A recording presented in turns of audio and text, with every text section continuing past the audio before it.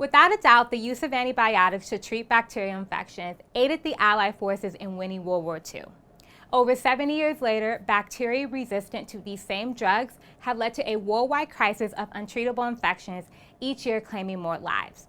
But while battles have been fought in London, Paris, and Pearl Harbor, microscopic battles are being fought all around us all the time. In fact, most of the antibiotics we use to this day are a direct product of these battles, also known as bacterial warfare. Now, historically, most of this warfare has been studied in the soil, where competition is high and nutrients are scarce. But as we run out of antibiotics to treat resistant infections, we must search new environments for these life-saving drugs.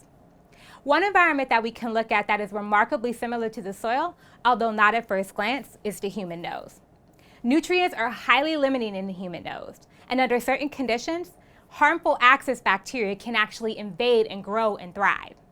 But lucky for us, we have helpful allied bacteria already present in the nose to protect us from these axis invaders. In my thesis work, I studied two of these types of organisms, an allied bacteria found in the nose called CP, and a well-known axis bacteria called MRSA. Now, MRSA can cause all sorts of nasty infections and is especially problematic for our military service members who sometimes live in crowded conditions where MRSA can spread easily from person to person. In my thesis work, I found that CP weakens MRSA's ability to cause disease, akin to how Axis forces were blocked from ammunition during the Battle of Normandy, but also directly kills it.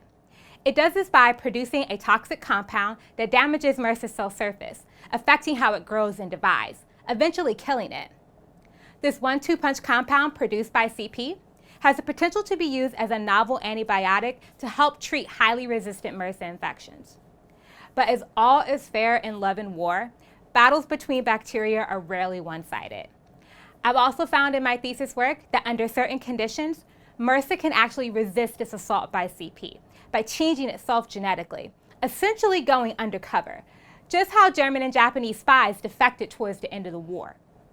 But by studying how our nasal allied bacteria prevent the invasion of axis invaders, we now know that all of us may have a literal gold mine of antibiotics, quite literally under our nose, to help us turn the tides in a war against an enemy we can't always see. Thank you.